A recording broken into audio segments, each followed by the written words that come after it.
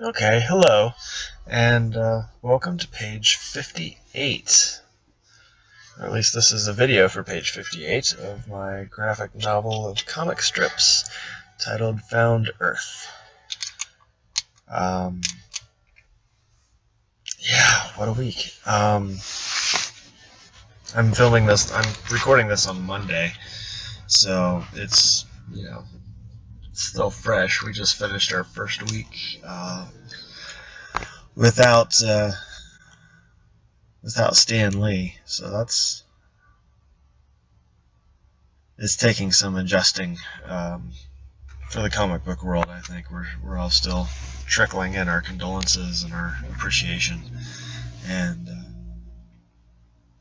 so it's nice to see throughout social media and in print and in the media the outpouring of appreciation for his work and his life and the kind of person he was. So this page continues the saga of the group-thinking velociraptors. We're just showing how easily distracted they are and how sucked into every little thing they can get.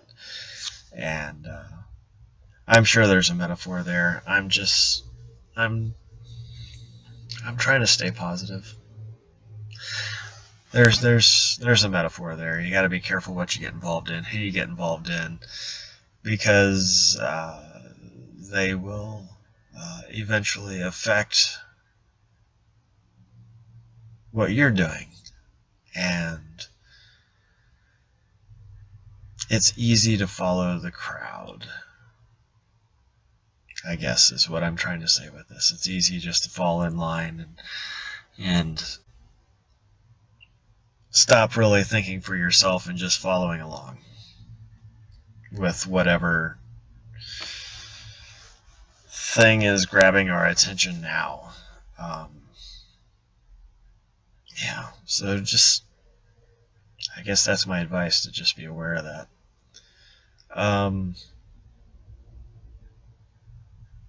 Routine.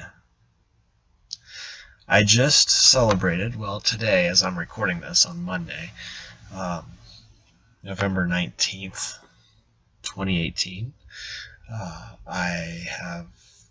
This is my 18th anniversary at my 9-to-5 job, and the days are long, the years are short, I guess. I can't believe I stayed this long at this job. Routine has gotten me through it, I think, which is weird for an artist, I think, or at least the stereotypical view for an artist, because we're supposed to be wild and crazy and out there and unconventional. But I've found that to create consistently and to improve and to maintain some kind of sanity with the creation process and to make something that makes sense, and I need the routine of the day-to-day, I guess, and the week-to-week. I tend to record these things. I keep saying film. I film them Saturday mornings when I draw them. I record this when I take my daughter to dance on Mondays. So I have the car all to myself, and I have a relatively quiet space to work without cats and other people and dogs.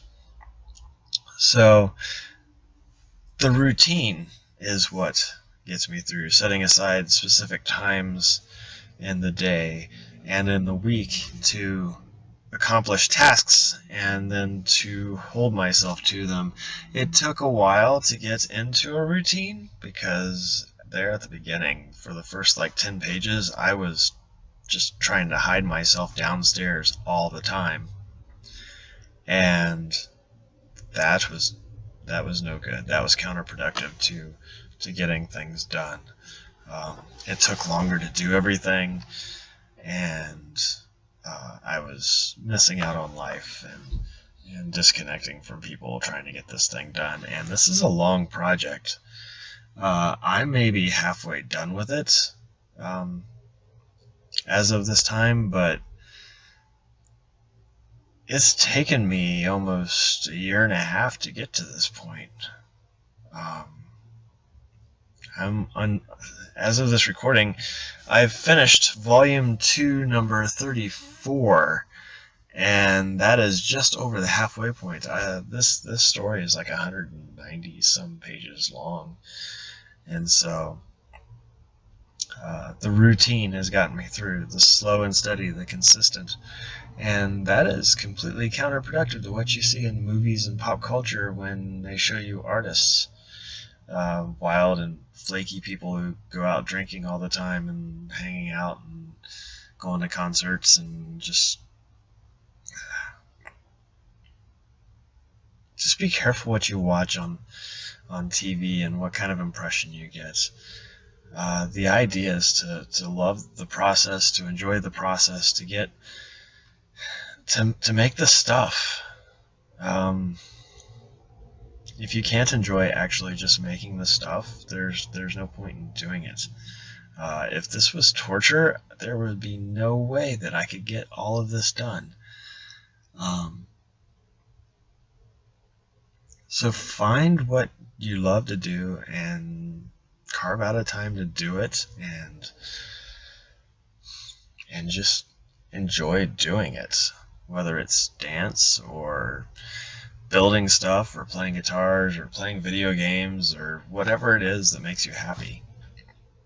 Helping others, going to protest marches, whatever, starting fights.